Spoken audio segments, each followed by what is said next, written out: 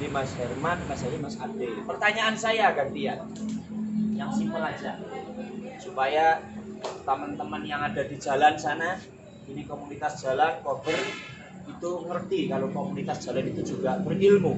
Yang pertama, rukun Islam ada berapa? 5. Sebutan Mas. Sebutin rukun Islam ada 5. Ayo, supaya tahu kalau anak jalanan itu bisa. Ya, rukun Islam ada 5. Itu udah mau bertanya cuman nggak ada kesempatan terus pasti habis. Cuman 5 sih. Terus kepotong Saya PSBB. pengen tahu hukumnya. Kalau memang itu nggak ada hukumnya ataupun dalilnya kan nggak usah di jalanin gitu kan. Sudah. Itu. Pertama saya salut, sampai kok bawa tasbih itu buat apa ini? Oke, ini buat kalau buat pas ngaji buat zikir. Kalau buat jalan ya buat bilang kayak gitu. Nah yang kedua itu sampai tanya mati, Bang sudah bikin mati. Iya, kan setiap orang kita tetap mati, tak nggak mungkin hidup terus. Mungkin kalau saya mati, mungkin kalau Nah sekarang saya tanya, talqin yang sampean tanyakan biasanya praktek di sana kayak apa? dia sakit biasanya Coba. mantra buka sopo pangeranmu sopo nabi Setelah mayitnya dipendem. setelah dipendem itu loh. Baik. Karena udah mati, kenapa waktu masih hidup nggak diajari, dan mati kok diajari gitu. Baik nih, begini sahabat Kang Muslih channel. Saya ini lagi bareng komunitas apa mau jenenge? Koper.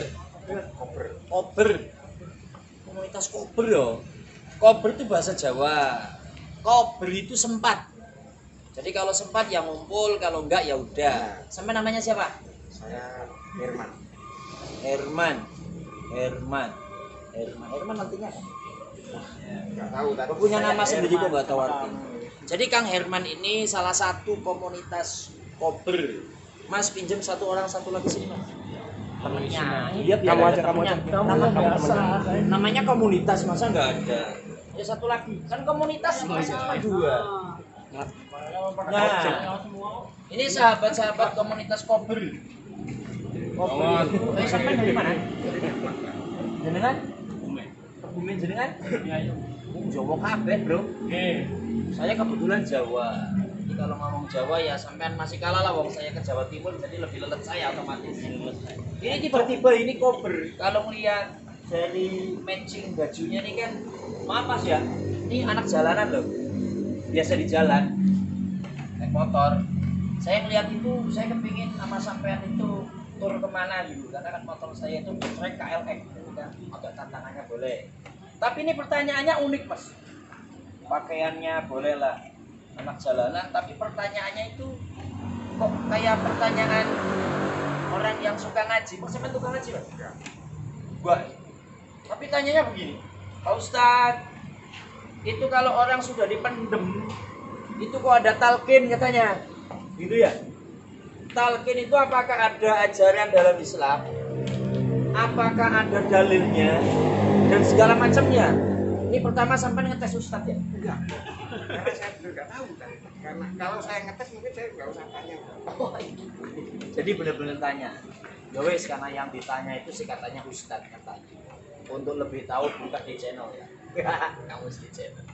Baik ini Mas. Kalau bicara talqin apakah ada dalilnya? Ada.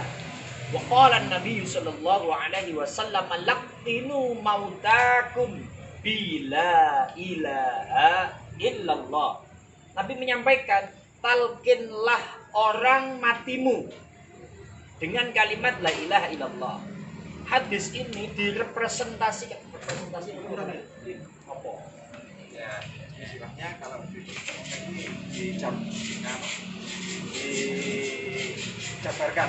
Oh iya, bisa dijabarkan. Dulu sampai kuliah, sampai sekarang masih kuliah. Enggak, kalau nggak jadi kulit banyak gitu aja kan? Iya maksudnya gitu. Ini kuliah gak ada habisnya. Saya sengaja panjangin biar yang nyoting capek tangannya juga. Enggak capek. Gini, hadis yang tadi Nabi menyampaikan, hei semuanya talqinlah orang yang akan meninggal sebenarnya dengan kalimat la ilaha illallah. Jadi begini Mas aslinya, ketika ada orang sakaratul maut, maka anaknya itu didekatkanlah mulutnya di telinganya dengan kalimat la ilaha illallah. Supaya apa? Nanti orang yang sakar turut kalau ayahnya atau ibunya atau saudaranya ketika nyawa tercabut atau nyawanya ditarik oleh malaikat Israel, kalimat yang terakhir diucapkan adalah la ilaha illallah. Karena ada hadis satu lagi. Mangkana fi akhir kalamihi la ilaha illallah dakhalal jannah. Barang siapa yang orang kok mampu ketika akhir kalimat yang diucapkan adalah la ilaha illallah, maka dijamin masuk surga. Nah, maka ketika ditalkin dengan la ilaha illallah, maka dijaminlah masuk surga. Satu. Nah, yang kedua, representasi ulama dalam hadis ini, kitabnya namanya Mukhtasar Tadritul Qurtubi. Ada yang menyampaikan, ketika nanti mayat sudah dimakamkan, ini ada tradisi yang kedua. Setelah dimakamkan, baru ditaruh papan atau kadang belum, itu ada yang adzan. Ada yang iqamah. Ini muncul pertanyaan kedua, apakah ada dalil adzan dan iqamah? Nanti sampai tanya yang kedua ya, jangan saya yang tanya, yang jawab siapa kalau saya yang tanya. Nah, maka setelah diadzankan, diiqamatkan, langsung dimakamkan. Setelah dimakamkan sebelum pada pulang, maka di situ ada yang namanya talqin. Jadi kalimat talqin tujuan mengingatkan. Kalau yang pertama talqin mengingatkan ketika akan sakaratul maut akan mengucapkan la ilaha illallah, talqin yang kedua mengingatkan kepada orang yang sudah di alam kubur. Untuk apa? Supaya orang ini ingat. Karena setelah nyawa ditarik dan akan dikembalikan di situ, ditanya nanti oleh malaikat. Siapa malaikat yang nanya nanti? Yang di alam kubur yang nanya malaikat siapa namanya? Mungkar al nakir.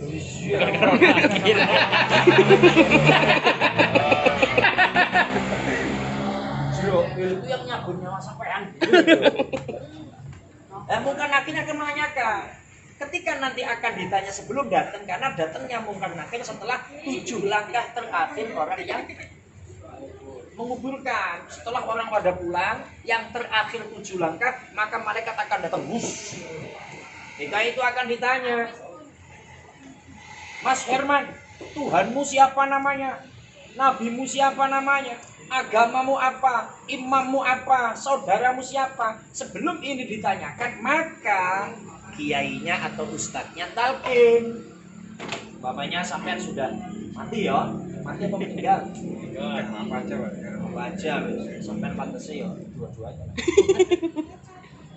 Udah di alam kubur, itu biasanya mamanya saya yang talqin. Mas Suherman, yang namanya surga itu hak, neraka itu hak, nikmat kubur hak, siksa kubur hak, semuanya hak. Ingat, nanti akan ada 2 makhluk yang datang. Itu makhluk kamu jangan takut, sama dengan kamu, sama dengan kita. Kalau nanti ditanya, maka jawablah seperti ini. Siapa Tuhanmu? Jawablah Allah. Siapa nabimu? Jawablah Muhammad. Apa agamamu? Jawablah Islam. Apa imammu? Jawab Al-Quran. Siapa saudaramu? Muslimin Maka pertanyaan kedua, apakah mendengar? Apakah mendengar? Jawabannya gampang, sampai mati dulu. Enggak, kalau mati dulu berarti sudah gak hidup kan? Mati kok hidup. Ya, kan mati dulu kan. Maka ketika ada yang tanya, Ustadz apakah itu dengar nanti? Ini pertanyaan akal. Maka akan dijawab pakai dalil. Kanjeng Nabi itu mengajarkan kalau kita sampai ke pintu makam, maka mengucapkan salam. Assalamualaikum ya ahlal kubur. Insyaallahu lahiku nabikum minal aminin. Ketika sampai pintu alam kubur, pintu pemakaman, kita harus salam. Ketika Nabi mengajarkan supaya salam, ini berarti Nabi juga meyakini salam ini sampai. Ini namanya ajaran. Nabi mengajarkan salam berarti di sana dijawab. Hanya karena beda alam, maka kita tidak bisa mendengar. Kok saumpomo kita mendengar? Assalamualaikum semuanya jawab, yakin kabur sampai. Udah lari duluan. Oke, jadi jawabannya itu ada dalilnya, ada referensinya supaya apa? Yang meninggal juga ingat kembali. Sekarang saya mau